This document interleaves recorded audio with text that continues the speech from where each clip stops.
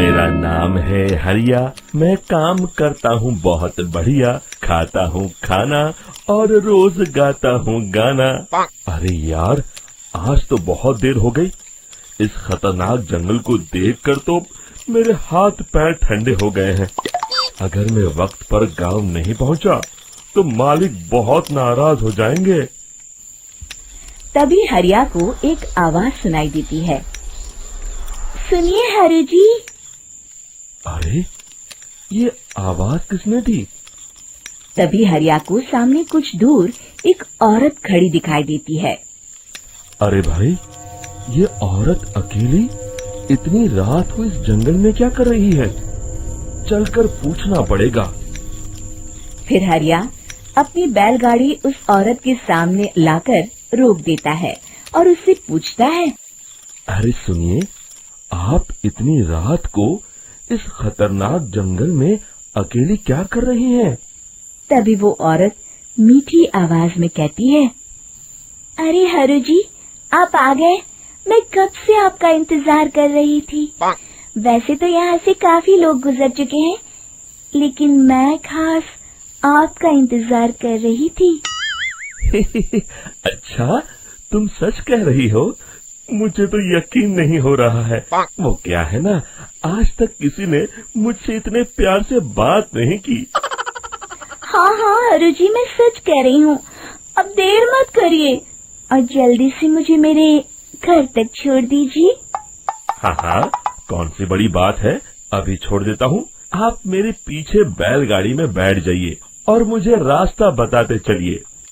फिर वो औरत हरिया की बैलगाड़ी में बैठ जाती है और हरिया बैलगाड़ी हाँकता हुआ आगे चल पड़ता है। फिर उस औरत के बताए हुए रास्ते पर चलते चलते हरिया बैलगाड़ी लेकर एक काली गुफा के आगे आकर रुक जाता है।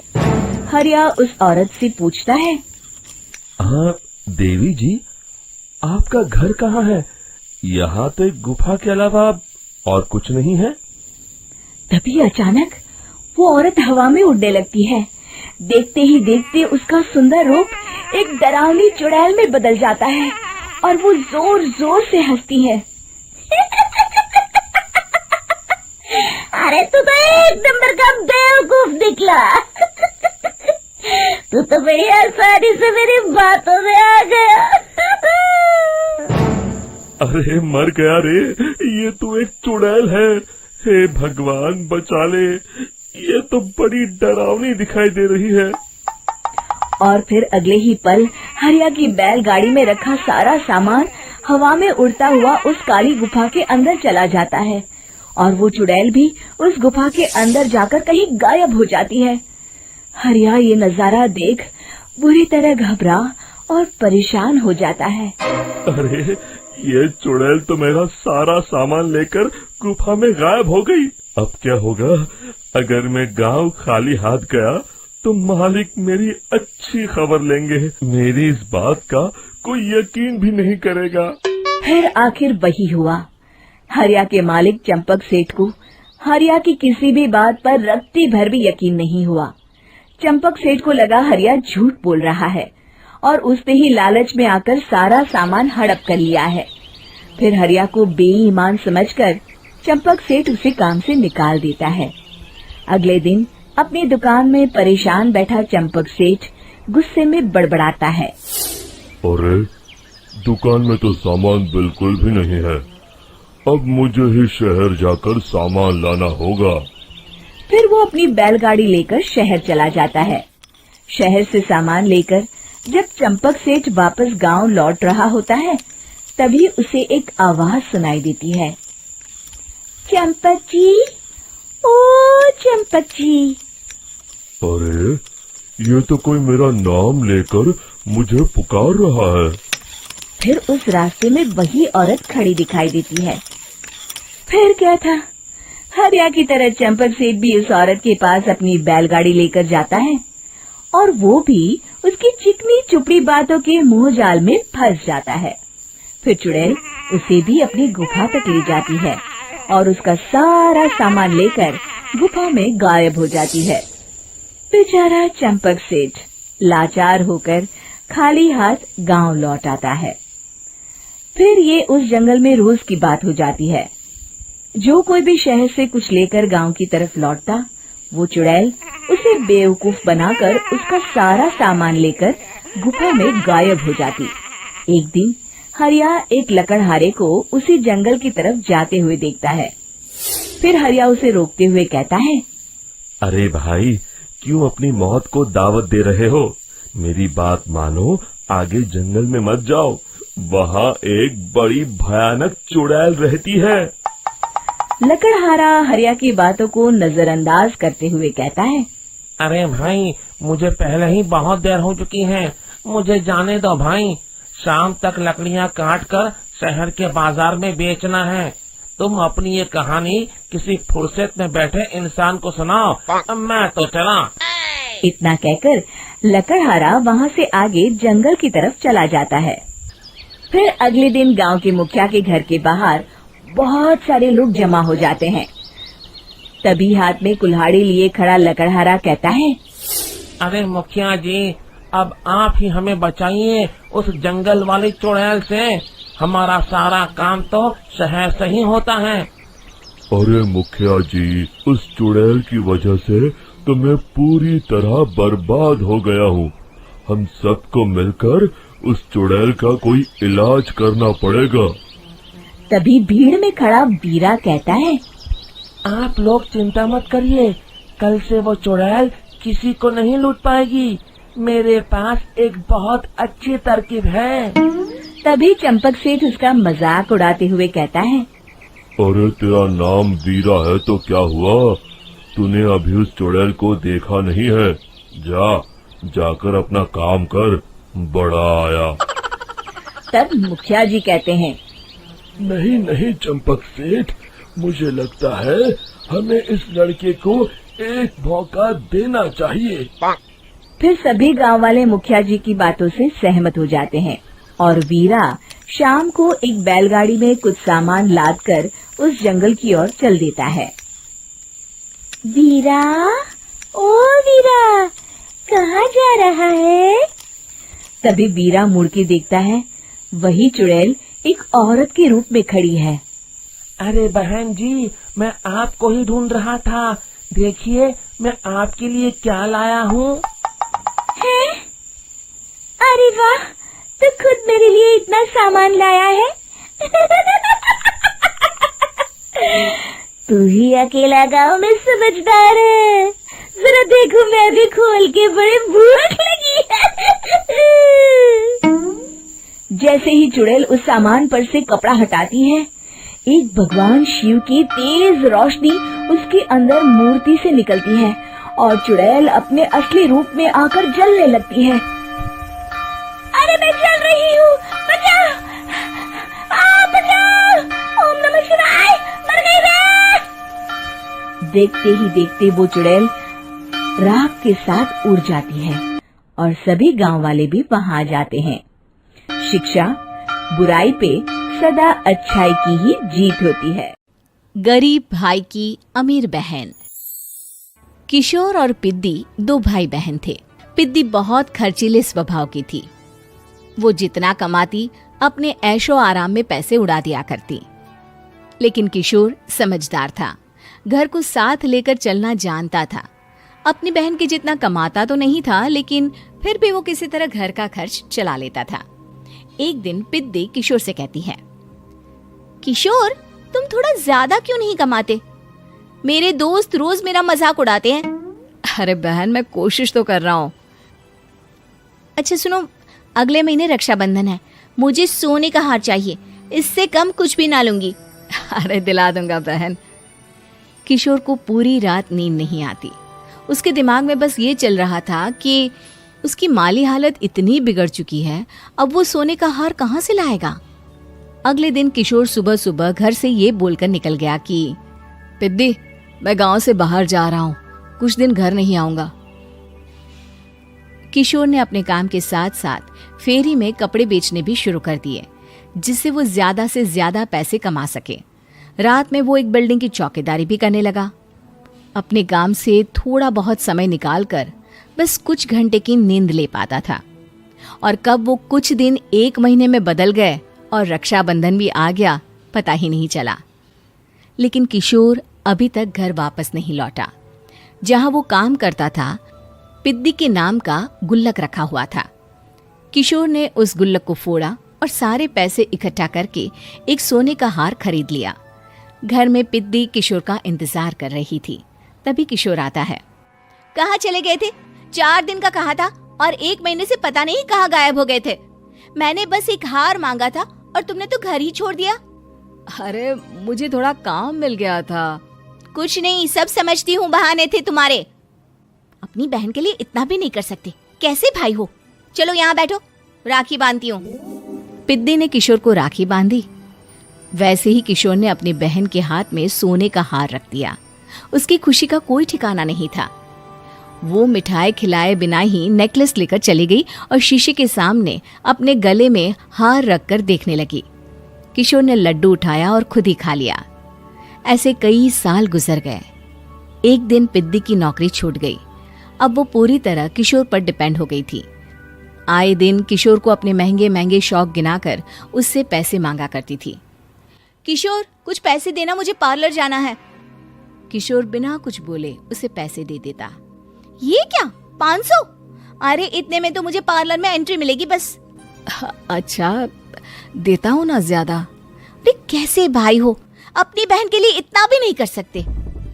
किशोर ने जेब से 2000 का नोट निकाला और उसे दे दिया। किशोर गरीबी में रह लेता था, लेकिन अपनी बहन को कभी कोई कमी नहीं होने देता था।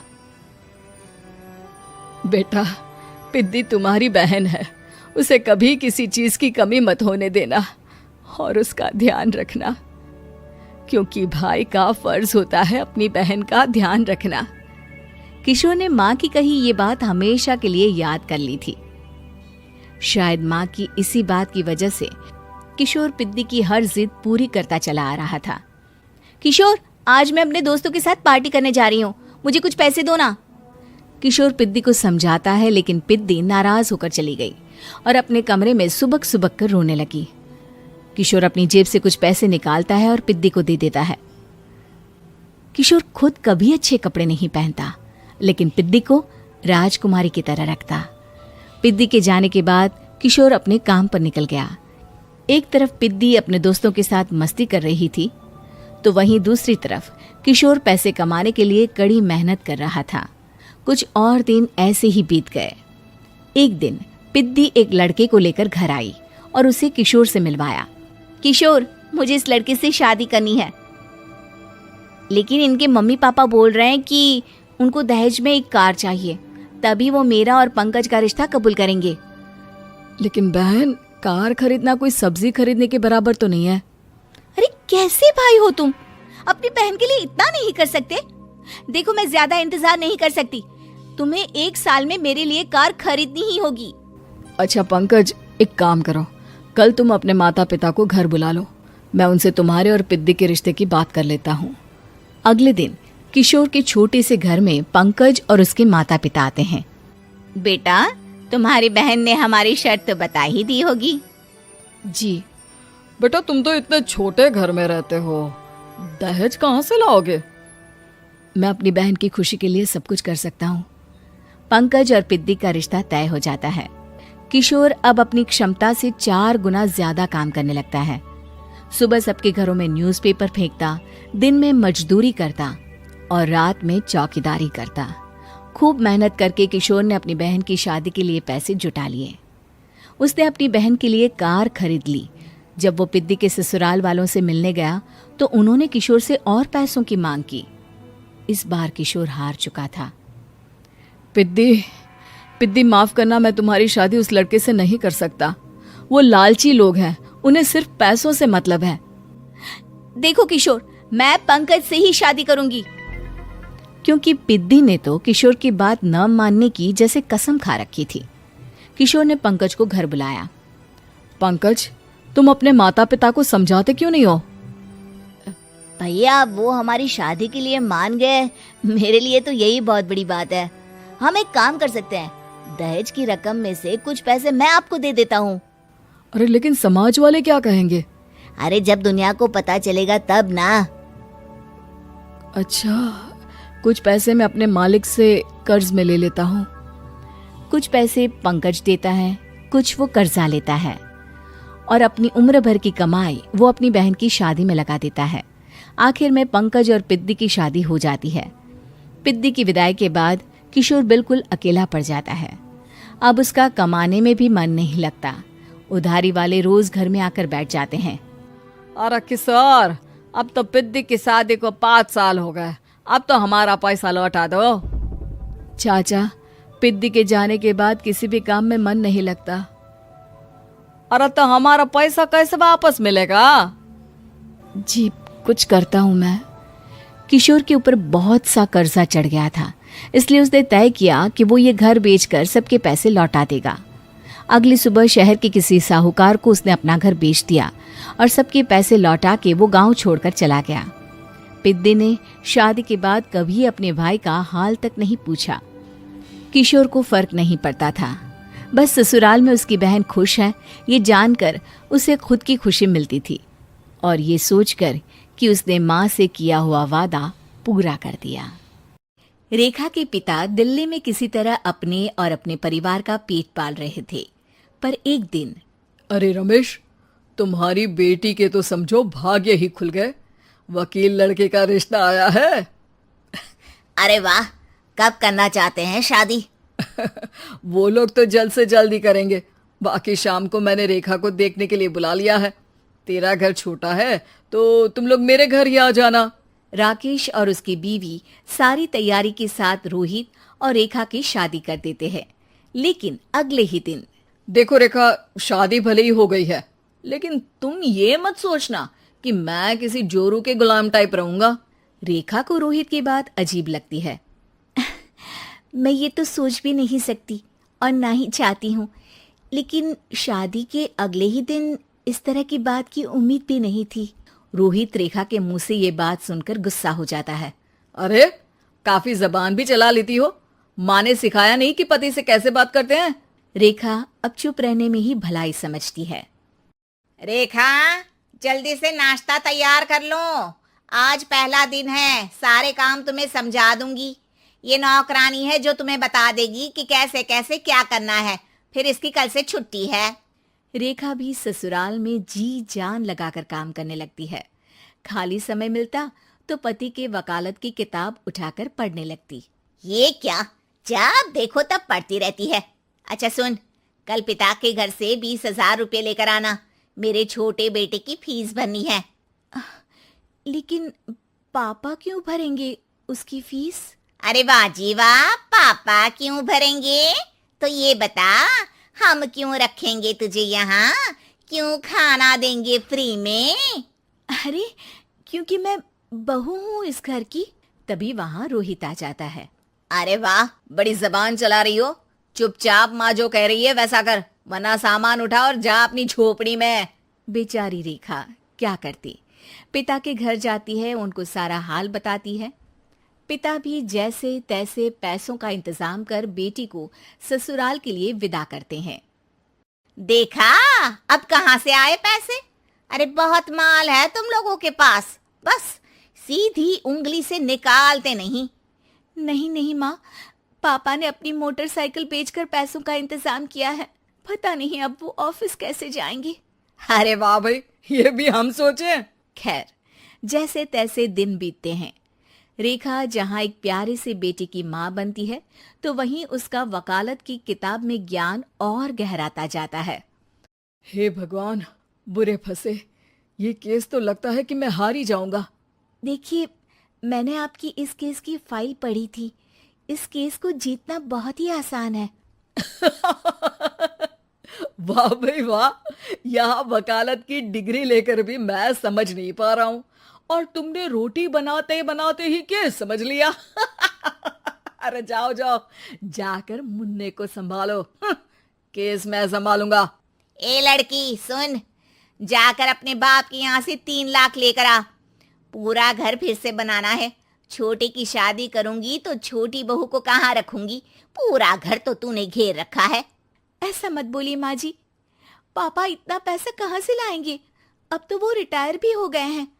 हाँ, तभी तो बोल रही हूँ, रिटायरमेंट के पैसे तो मिले होंगे ना। लेकिन वो अगर आपको दे देंगे तो बुढ़ापा कैसे काटेंगे? रोहित रेखा की बात सुनकर गुस्सा हो जाता है।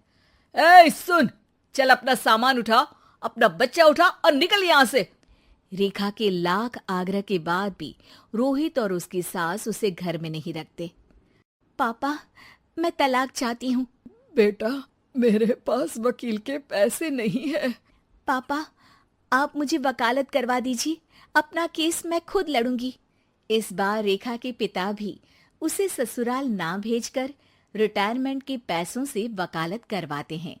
और फिर एक दिन कोर्ट के बाहर, रोहित, आज तुम अपना ही केस हार गए, वो भी उस लड़की से जिसकी तुमने कभी कदर ही नहीं की। रेखा, मुझे माफ कर दो, मैं इतनी बड़ी अमाउंट कहाँ से लाऊंगा? मैं हर महीने पैसे नहीं दे सकता तुमको। पैसे वहीं से लाना जहाँ से तुम मेरे पापा को लाने के लिए मजबूर करते थे। एक पिता अपनी बेटी की शादी उसकी खुशहाली के लिए करता है, ना कि सारी जिंदगी कर्जदार बनने के लिए। अरे, मेरे ही बेटे की किताब पढ़ पढ़कर ज्ञान बांट रही हो। वकालत की किताब तो ससुराल में ही पड़ी थी ना। बिल्कुल, यहाँ मेरी गलती रही। जिस पैसे से मैंने इसकी शादी की थी, मुझे वो पैसे पहले इसकी पढ़ाई में लगाना चाहिए था। और आज रेखा एक जानी मानी वकील के रूप में काम कर रही है।